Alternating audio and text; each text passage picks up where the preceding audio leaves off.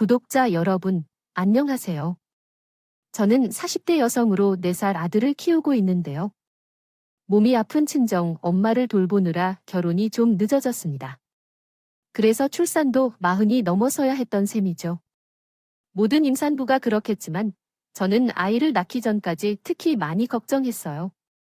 다행히도 건강한 아이를 낳게 되어 하늘에 감사했죠. 왜 그렇게 걱정을 했는지 궁금하신 분들이 계실까요? 그렇다면 오늘 사연에 귀를 기울여 주시기 바랄게요. 제 결혼과 출산에 관해 들어보시면 분명 감탄하실 겁니다. 저는 홀어머니의 외동딸이었기 때문에 두 모녀가 친구처럼 의지하며 살아왔어요. 그러다가 제 나이가 33세일 때 엄마가 암병을 시작하셨습니다.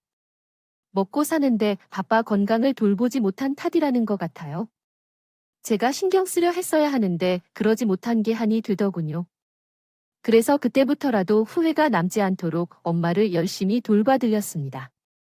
진단을 받고 초기에는 그래도 회사 생활과 간병을 병행하기가 어렵지 않았어요. 그런데 점점 병이 깊어지자 들더라고요. 처음에 갑상선으로 시작한 병이 완치를 앞두고 유방으로 전이가 된 것 같습니다. 그 상황에서 회사를 하며 엄마를 병원에 모시고 다니기가 어려웠어요. 그래서 저는 15년 넘게 다니던 회사를 그만두고 자영업을 시작했답니다. 바로 실내 포장마차를 열게 된 거죠. 낮에 엄마를 돌봐주던 하는데 저녁이 되면 포장마차에서 일했습니다. 들어가 오후에 문을 열면 됐으니까요. 거기다 평소에 요리를 좋아하던 제 적성에도 잘 맞았거든요. 하지만 엄마는 결혼도 안 한 처녀가 술 장사를 하다니 뭐라며 굽고 말리시기로 했어요. 저는 그런 엄마를 안심시키기 위해 웃으면서 말했어요. 엄마, 요즘 사람들은 그런 편견 없어요. 이상한 술집도 아니고 젊은 회사들이 있는데 걱정할 게 뭐 있어요? 그냥 음식점이 다를 거 없다고 생각하면 돼요. 결국 엄마는 제 고집을 꺾지 못했지만 걱정이 많으셨어요. 그래서 저는 더욱 신나게 일하며 엄마를 안심시켜야 했습니다.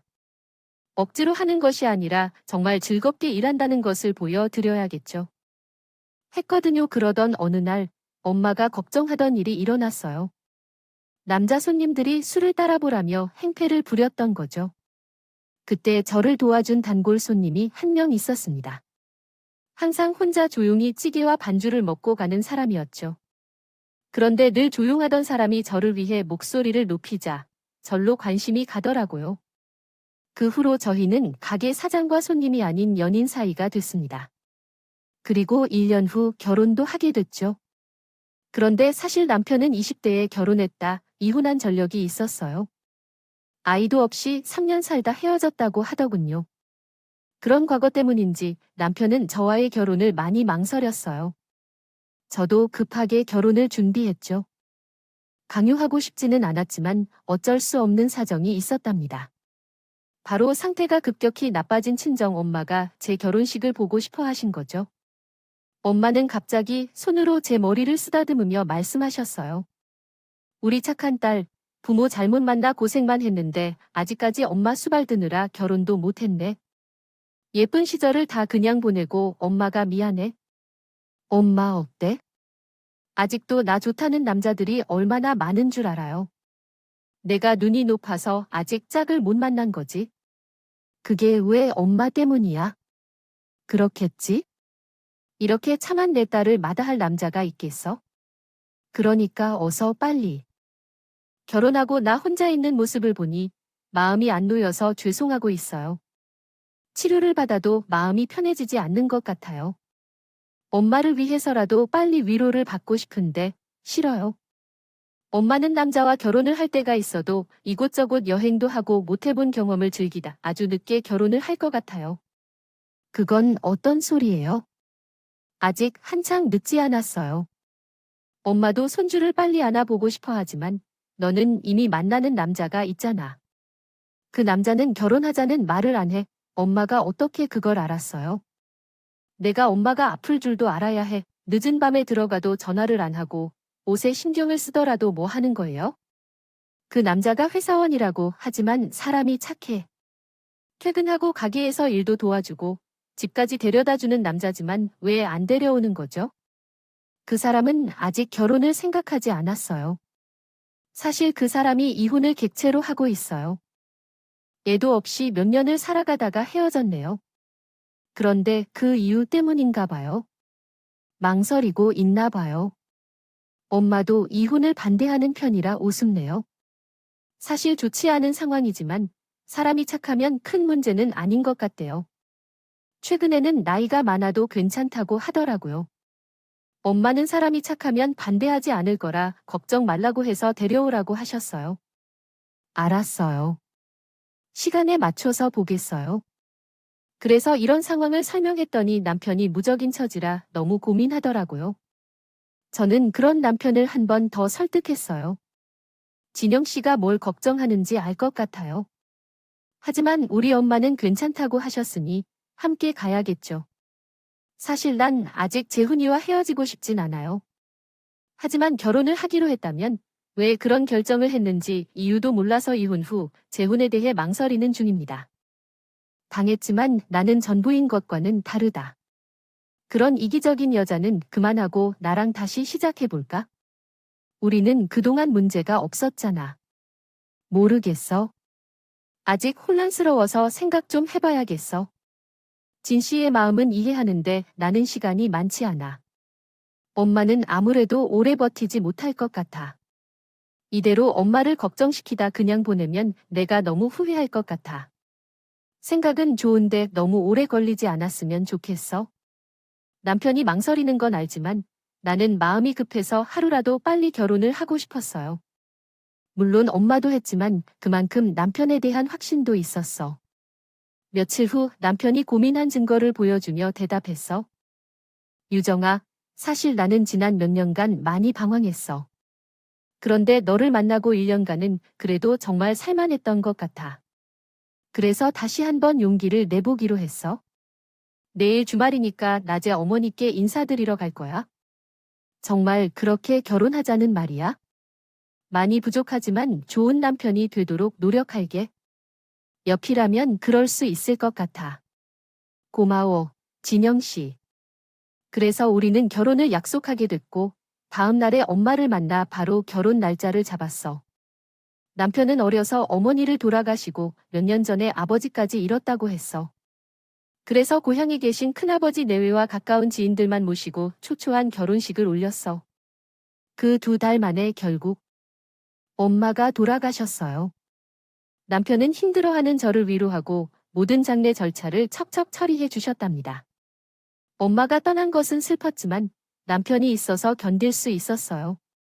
그 상황을 예상한 엄마가 저를 빨리 결혼시키려 하셨던 거겠죠. 남편은 그렇게 저에게 정말 고마운 사람이었습니다. 엄마가 마음 편히 떠나실 수 있도록 큰 결심을 해주고 힘든 제 곁을 지켜주셨기에요. 그래서 저는 그런 남편과 정말 행복한 가정을 꾸리고 싶었답니다. 그렇다 보니 자연스럽게 아이를 가졌어요. 저희 2사람을 닮은 아이를 낳아 완벽한 가족이 되고 싶었던 거예요. 그래서 결심을 해서 남편에게 제 생각을 말했습니다. 그런데 예상과는 다르게 반응이 왔어요. 자기야, 나 더 늦기 전에 아이를 가지고 싶어. 우리 나이도 있고 더 미루면 힘들어질 것 같아. 뭐, 아이 우리 나이가 몇이더라? 애를. 왜 요즘은 결혼을 늦게 하는 사람들이 많아서 내 나이에 아이를 낳는 사람도 많아. 빠른 건 아니지만 그렇다고 불가능할 정도는 아니잖아. 아니, 불가능해. 난 결혼할 때 당연히 아이 없는 걸로 생각하고 했어. 아이를 낳고 싶다는 말 안 했잖아. 결혼하면 당연히 애 생각을 하는 거지. 왜 당연히 안 낳는 걸로 생각해? 난 그런 자기가 더 의로되었어요. 이야기가 이해가 잘 안 돼서 죄송하지만 문장이 너무 흩어져 있어서 올바른 문법을 확인하기 어려워요. 하나씩 다시 정리해서 문법을 수정해 주시겠어요? 그 생각은 깨끗하게 접어. 애나 차는 것이 인생에서 중요한 일이야. 어떻게 이렇게 말을 할 수 있을까? 나는 2번 다시 이런 일을 하고 싶지 않아.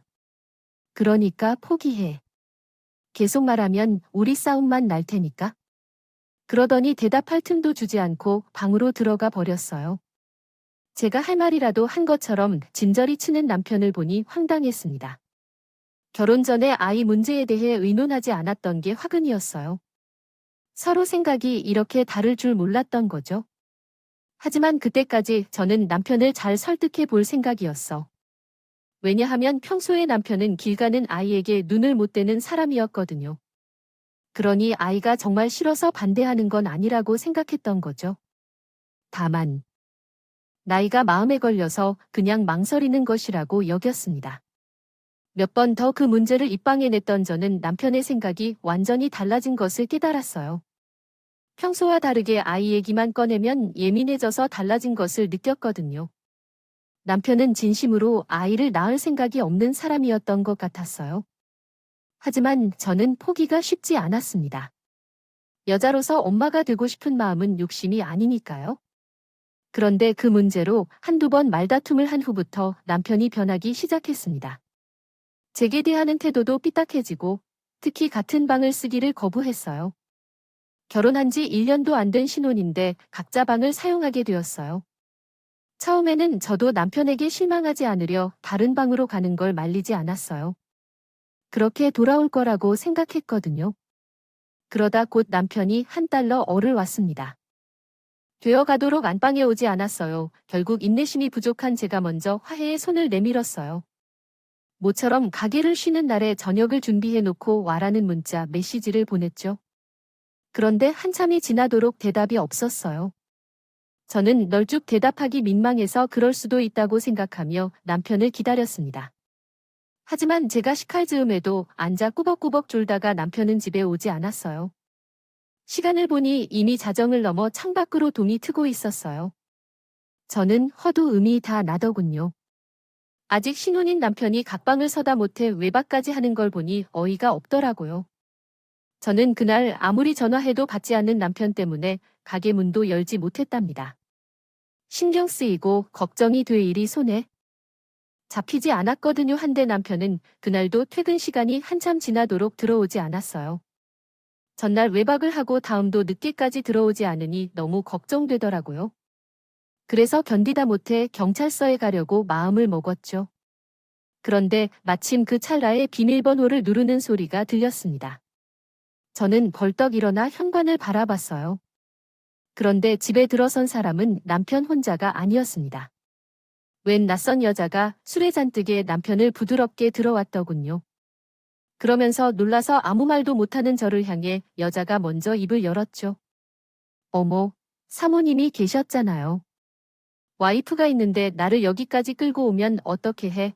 그러더니 남편을 내려놓고 밖으로 나간다고 했습니다. 나가려고 했어요. 그러다 남편이 여자의 허리를 팔로 쥐며 말했습니다. 어딜 가? 여기까지 왔는데 할 일은 하고 가야지. 어제 좋았잖아. 재미 한 번 더 보려고 따라온 거 아니야? 이제 와서 왜 그래? 이 오빠가 미쳤나 봐나요. 사모님, 아니에요. 오해하지 마세요. 이 오빠 아니라 이분이 어제 저희 가게에 오셨던 거 맞는데 계속 술만 마시다 갔어요. 그러다 오늘 또는데 너무 많이 치고 집에 가서 한 잔 더 하자는 말에 그냥 단골 만들려고 따라왔던 거예요. 아무 일도 없었어요. 그럼 전 이만 그러더니 불이 나게 가방을 챙겨 나가 버렸습니다. 남편은 여자가 나간 쪽을 바라보고 콧방귀를 끼며 말했습니다. 그래, 갈 테면 가라. 어디? 여자가 너 말고 없을 줄 알아. 집에 나가면 깔린 것이 여자다. 남편은 몸도 제대로 가누지 못하고 거실 바닥에 주저앉아 중얼거렸습니다. 그런 모습을 보고 있자니 억장이 무너진다는 게 뭔지 알겠더군요. 저는 참았던 눈물을 터뜨리며 남편을 향해 소리쳤어요. 도대체 왜 이러는 거야? 내가 얼마나 전화를 했는데 그건 못 봤어. 어쩌면 사람을 그렇게 걱정시키고 어제도 저 여자랑 있었니? 그래, 내가 누구랑 있든 내가 무슨 상관이야? 그걸 몰라서 물어 당신이 이렇게 막 사는 사람이었어? 아니면 일부러 이러는 거야? 내가 뭘 그렇게 잘못했다고 나한테 이런 짓까지 해? 아이씨, 내가 얼마나 세심하게 줄인 줄 몰라. 애 갖기 싫다는데 왜 그렇게?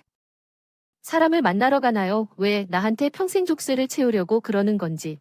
먹이고 입히고 공부시키고 하는 그런 끔찍한 짓을 왜 강요하는지거든요. 내가 이래서 결혼하기 싫었던 거예요. 하나같이 이기적인 애들 애 낳고 싶다고 한 게 그렇게 못할 거라 생각해요. 와이프가 버젓이 기다리는 집에 다른 여자를 부끄러워 말리고 들어와서 한다는 말은 듣기 싫어서요. 내가 명백히 싫다고 했잖아. 이미 질린 그놈의 애 타령 제발 그만 좀 하라고. A씨 같은 거 그러네요. 집 안으로 들어오는 성질은 아닌데 그랬다가는 신발을 신으려고 주저앉아 빠르게 코를 골아 시작했습니다. 마음대로 두려고 했어요. 하지만 저는 결국 남편의 옷을 벗기고 물수건으로 대충 몸을 닦아 침대에 눕히고, 그런데 낑낑거리며 자신을 침대로 옮길 때도 남편은 연신 막말을 하며 화를 내더군요. 몇 시간 후 아침이 밝아졌습니다. 저는 도닦는 심정으로 콩나물국을 끓였어요. 그리고 세상 모르고 자는 남편에게 다가가 말했어요. 일어나 얼른 밥 먹고 회사 가. 아, 시끄러워. 왜 이렇게 소리를 질러? 안 그래도 골이 울려 죽겠는데. 나 지금 초인간적인 힘으로 버티고 있는 거야? 그러니까 정신 차리고 나와서 밥 먹으면서 얘기해. 무슨 얘기? 설마 또 애 얘기하려고? 나 정말 더 이상 같은 얘기 반복하기 지긋지긋해. 계속 그럴 거면 차라리 이혼하자. 이혼해서 너는 애 좋아하는 남자 만나서 재혼해. 뭐, 당신 정말 그렇게 결코 안 되겠어? 그것 때문에 매일 늦게 들어오고 이혼 소리가 나올 만큼 그렇게 아닌 거야? 그래, 처음부터 말했잖아. 나는 아이를 싫어하고 좋아하지도 않는 애 낳아서 노예살이 하면서 등골 빼먹히고 싶지 않다고. 그리고 이제 너도 숨 막혀? 역시 나는 결혼해선 안 되는 사람이었는데. 이게 다 내가 친정 엄마 핑계 대면서 억지로 밀어붙여서 이렇게 된 거잖아. 그러니까 내 원망하지 말고 이혼하자고. 그래, 알았어. 내가 포기할게. 당신이 설마 이 정도로 반대할 줄은 몰랐어? 길 가다가 애만 보면 귀여워서 어쩔 줄 모르길래 우리 애도 원할 줄 알았지. 근데 내 착각이었나 봐. 오늘 이후로 깨끗하게 포기할 테니까 당신도 제발 이상한 짓 좀 그만해. 저는 결국 그렇게 아이를 포기하게 됐습니다. 그리고 그날로 저의 가정 생활도 끝났죠. 물론 아쉬움과 미련이 남았지만 어쩔 수 없었어요. 남편이 이혼까지 불사하며 굳고 거부하는데 방법이 없습니다. 그 후로 다시 저희에게도 평화가 찾아오는 듯 했습니다. 물론 이혼 얘기까지 오갔는데 금방 예전처럼 돌아가기는 어려웠죠. 하지만 시간을 가지고 천천히 노력하면 가능할 거라고 생각했습니다. 그리고 정말 얼마간이 시간이 흐르자 조금씩 어색함도 사라졌어요. 남편은 여자까지 끌어들인 게 미안했는지 그러더군요. 후로는 술을 입에도 안 대려고 노력하더니 하지만 회사에서 막년애가 있었던 날만은 마취해서 들어왔습니다.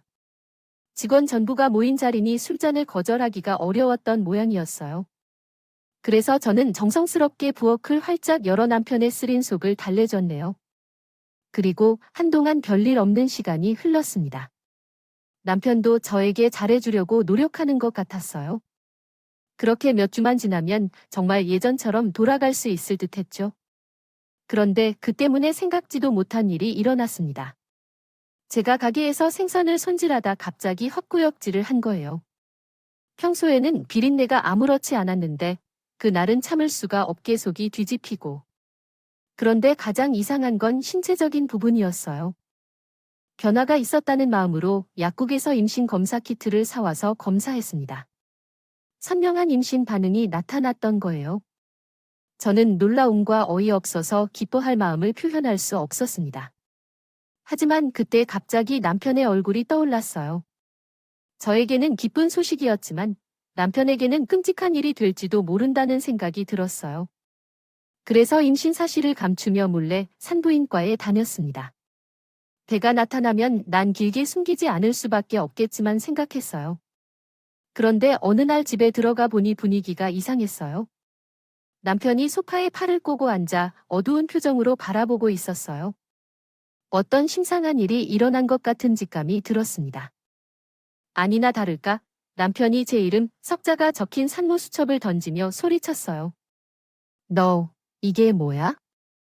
설명해봐. 당신이 이걸 어떻게 화장대 서랍에 모셔져 있던데 그 안에 적힌 내용이 중요하니까 설명해 보란 말이야. 무슨 설명을 해? 당신이 본 그대로야. 우리 아이가 생겼어. 지금 벌써 3개월이 넘었다고? 말도 안 돼. 우리가 어떻게 이런 상황을 동안 조심했는데 당신이 작년 회사로 들어온 날 기억이 안 나? 그날 생긴 거 같아. 너 그런 걸 알았으면 나한테 말을 했어야지. 3개월이 넘어가더라. 혼자 숨겨서 뭘 어쩌려고 그런 거야? 설마 그래 나을 건 없지? 너 나랑 애를 안 가지기로 약속했잖아. 그건 아기를 안 가지도록 조심하기로 한 거지. 근데 자연스럽게 생긴 애를 어쩌라는 거야 몰라서 물어 안 가기로 했던 애가 생겼으면 병원에 가야지. 거기 가서 뭐 하게? 아무리 싫어도 당신 애야 이미 생긴 애를 어쩌려고 이렇게 환영받지 못하고 태어나면 애도 불행해져. 괜한 거지 부리지 말고 지금 당장 병원 가자. 그게 무슨 말 같지도 않은 소리야. 지금 우리 애한테 몹쓸 짓이라도 하겠다는 거야? 약속은 약속이잖아. 내가 협조 안 하면 내가 끌고 갈 수밖에 없어. 당신, 정말 왜 이래 미쳤어? 이러니 내가 지금까지 말을 못했지. 나 그렇게 저는 필사적으로 반응했어요. 남편은 계속 난감한 표정으로 화를 내며 억지로 병원에 데려가려고 했습니다. 하지만 병원에 간다고 해도 제가 끝까지 거부하면 어쩔 수 없다는 걸 아는 거야. 같았어요. 결국 남편은 다시 저를 설득하려고 하더군요. 하지만 말도 안 되는 소리였어요. 어떻게 세상에 나오려고 저를 선택한 아이를 해칠 수가 있겠어요? 저는 당장 목에 칼이 들어와도 그런 짓을 할 수 없다고 합니다. 그렇게 계속 시간이 흐르자 남편이 무척 초조해 보이더군요. 그리고 그때부터 대놓고 저를 위협하기 시작했습니다. 저를 계단에서 밀어버리겠다고 하고 배를 걷어차려는 행동도 했어요. 어떻게든 겁을 줘서 아이를 포기하게 만들려는 것 같았어요. 결국 저는 남편의 행동에 실망과 당혹감을 느끼고 시집을 나와야 했어요. 그 집에서 더 버티고 있다가는 아이와 제가 무슨 봉변을 겪을지도 몰라요. 당했던지도 모를 일이었네요. 아이를 원하지 않는다는 남편은 제가 무사히 출산할 때에 괴로웠어요. 아무리 애가 싫고 양육 의무가 무겁게 느껴진다 해도 그 정도가 너무 심한 것 같았죠. 그러니까 저도 그런 남자와 미래를 함께할 자신이 더 이상 없어진 듯합니다. 내가 사랑하는 아이를 버리고 싫어하는 남자와 함께 살 수 없다고요. 그런데 집을 나온 지 2달 만에 경찰서에서 전화 한 통이 왔습니다. 처음에는 경찰이라는 말에 보이스피싱을 의심하기도 했어요. 그러나 남편의 이름을 듣고 난이 속지 않은 것을 알게 되었죠. 그리고 이어진 충격적인 소식에 잠시 멈추고 생각해보니 그렇습니다. 갑자기 남편이 사고를 당해 세상을 떠났다는 소식이었습니다. 몇 달 전까지도 건강하던 사람의 비부를 믿을 수가 없었죠. 그래서 전화를 끊고 허둥대며 병원으로 향했어요. 그런데 실제로 병원 응급실에 남편이 누워 있더군요. 제가 집을 떠난 후 자취대로에서 잠을 자다 변해 당했답니다. 두려움에도 불구하고 도망쳤지만 그런 결과를 원하지 않았습니다.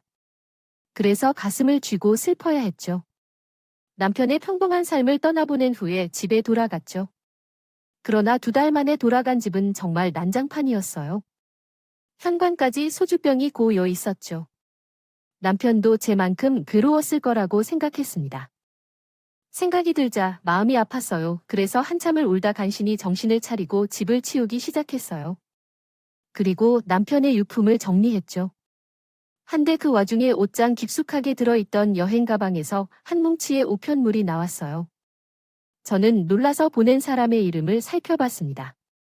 그랬더니 뜻밖에도 발신인이 우리 남편이었어요.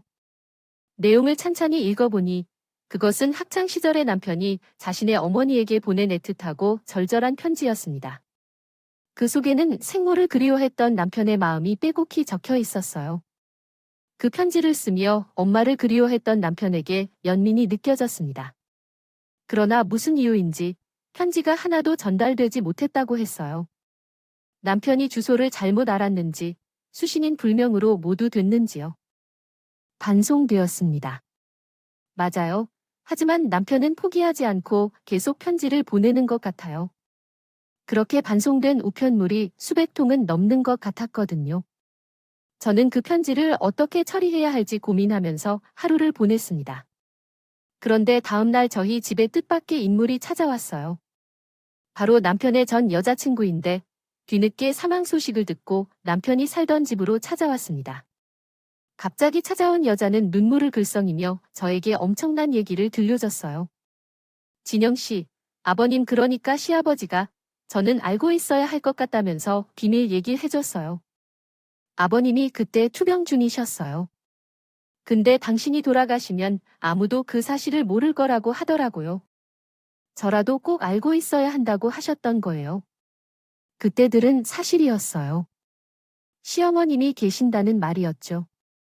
진영 씨의 어머님이 진영 씨가 어릴 때 집을 나갔다가 사망 신고된 것을 알고 계시겠죠. 그러나 그분이 살아있다고 하니 저도 놀랐어요. 근데 이상하게 남편에게는 비밀로 하라고 말씀하셨어요. 난 어린 마음에 남편의 친어머니가 궁금했어요. 그래서 진영 씨도 모르게 시아버지가 알려준 주소에 찾아갔다가 그분을 만났어요. 그러나 그러더니 말끝을 흐린 채로 하셨어요. 저는 답답한 마음에 다음 말을 재촉했고, 그래서 정말 살아 계셨던 것이었어요. 제 질문에 여자는 한숨을 쉬더니 다시 입을 입으로 답하려던 것 같았어요. 열었나요? 서랍이라고 알고 있었습니다. 그때는 저가 너무 어렸어요. 그냥 갑자기 겁이 나고 무서웠어요. 사실 좀 두렵기도 했고요. 그래서 이혼하자고 했어요. 아마 진영 씨는 제가 왜 이혼하자고 했는지 진짜 이유도 모르고 떠났을 거예요. 뭐라고 할지 몰라서 그냥 무조건 못 살겠다고 이혼해 달라고 했거든요. 그런데 나이가 좀 들어서 보니까 그때 진영 씨에게 너무 못한 짓을 한 것 같아요. 지금이라도 사과하고 싶은데 납골당이 어디 있는지 알 수 있을까요? 그렇게 뜬금없이 찾아왔던 여자는 알 수 없는 말을 남기고 돌아갔습니다. 그 말을 듣고 나니 제게도 고민이 생기기 시작했어요.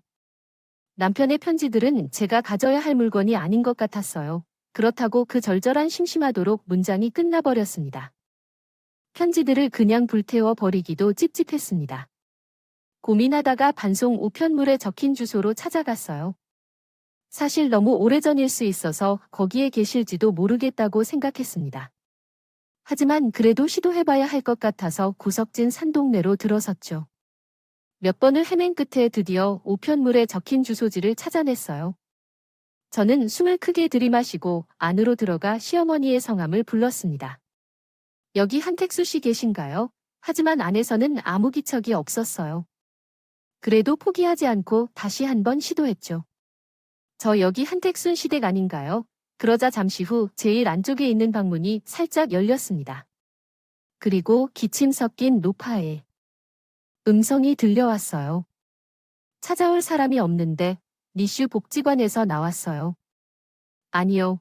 저는 유진영 씨의 안 사람이에요. 유진영 씨 소식을 전해드리러 왔는데 혹시 안으로 들어가도 될까요? 누구라고? 아유, 나는 그런 사람 몰라요. 그러더니 열었던 문을 황급히 닫아 버리더군요. 저는 무슨 영문인지 몰라 다시 문 앞에 바짝 다가서며 말했습니다. 어머님 맞으시죠? 저 진영 씨 안 사람이에요. 인사드리고 전해드릴 말씀이 있어서 왔어요. 어머님이 이렇게 살아계신 줄도 모르고 진영 씨는 그렇자 그때 갑자기 문이 벌컥 열리며 안에서 고함 소리가 들려왔어요. 조용히 해요. 난 이 세상에서 죽은 사람이어야 해요. 그러니 나. 봤다는 말은 절대 진영에게 하면 안 돼요. 알겠어요. 그게 어떤 의미인가요? 진영 씨는 어머니를 얼마나 그리워했는데 이렇게 건강하게 계시는데 왜 사망 신고가 된 건가요? 어머님, 제가 좀 들어가서 말씀드릴게요. 아니, 그렇다면 나는 할 말도 들을 가치가 없다는 것인가요? 어머님, 진영 씨가 얼마 전에 세상을 떠났어요. 그래서 전해드릴 물건이 있는데 가져왔습니다. 문 좀 열어주세요. 그러자 갑자기 문이 열리며 시어머니가 모습을 드러냈습니다. 그런데 예상치 못한 그 모습에 저는 크게 놀랐고 말을 잃었어요. 어머님의 얼굴이 심하게 망가져 있고 손에도 마디가 다 떨어져 나갔었더군요. 저는 놀란 척을 하지 않으려 노력하면서 속으로 화상을 입는 듯했습니다. 그런데 눈을 크게 뜨고 저를 쳐다보던 시어머니가 떨리는 목소리로 제게 물었습니다. 진영이가 죽었어요.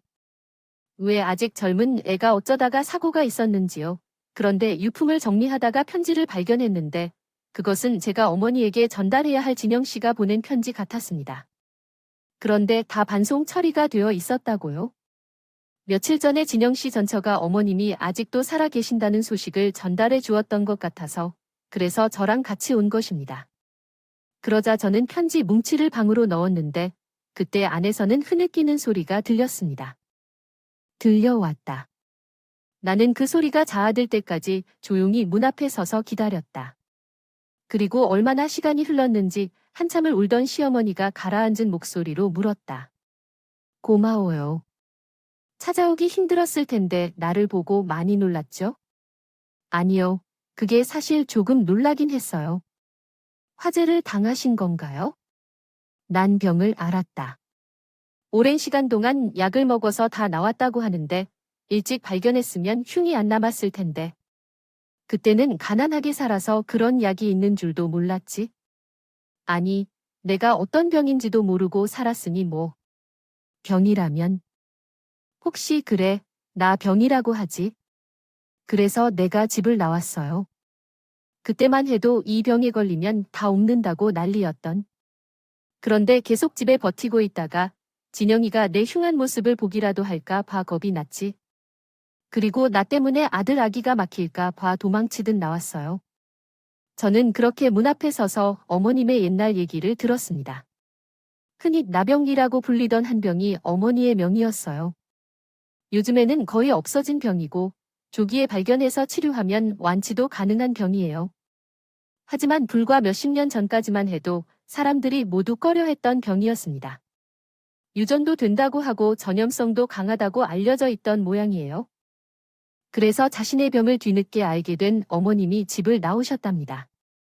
이유는 단 하나, 아들의 앞길을 막고 싶지 않아서였어요. 그런데 그 사실을 모르던 남편이 생모를 너무 그리워했던 거예요. 그런 모습이 안타까웠던 외조부가 딸이 몰래 숨어 사는 곳을 손자에게 알려주셨던 거죠. 그래서 남편이 그 주소로 수백 통의 편지를 쓰고 찾아도 갔던 겁니다. 하지만 어머님은 아들을 만나지 않으셨다고 해요. 그리고 편지 역시 반송되었더군요. 또 혹시나 하는 마음에 고민하다 시아버지와 상의하여 사망 신고까지 하셨답니다. 그래서 남편이 완전히 시어머니의 존재를 잊을 것 같았다는 거예요.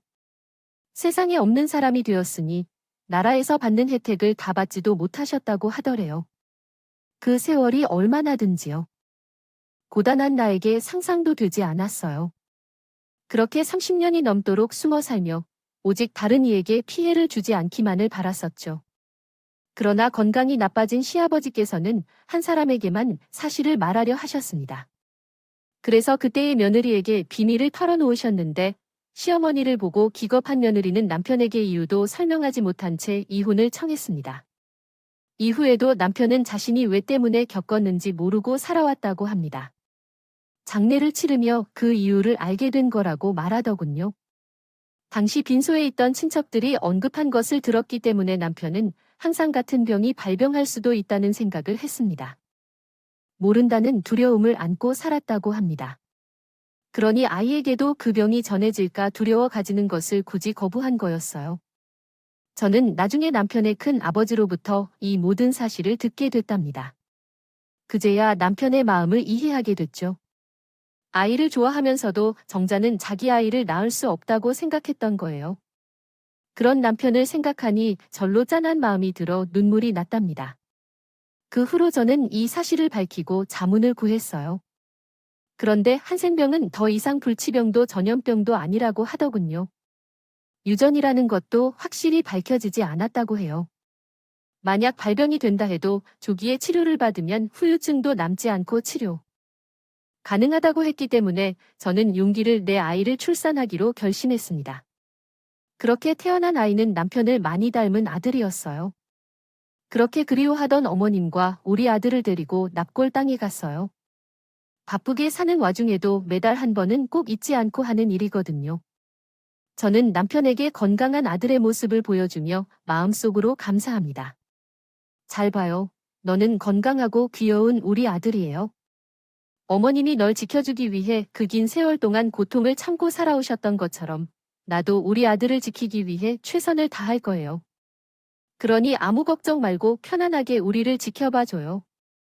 여러분도 오늘 제 이야기를 통해 각자의 어머니를 떠올려 보시긴요.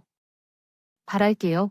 그리고 그 애를 끄는 모정에 감사하는 시간을 가져보시기를 바라며 저는 인사드리겠습니다. 긴 사연 함께 해주셔서 감사합니다. 모두 건강하시고 행복한 하루 보내세요. 오늘 가슴 절절한 아픈 사연 끝까지 함께 읽어주셔서 감사합니다. 여러분의 소중한 댓글을 기다리면서 인사드릴게요.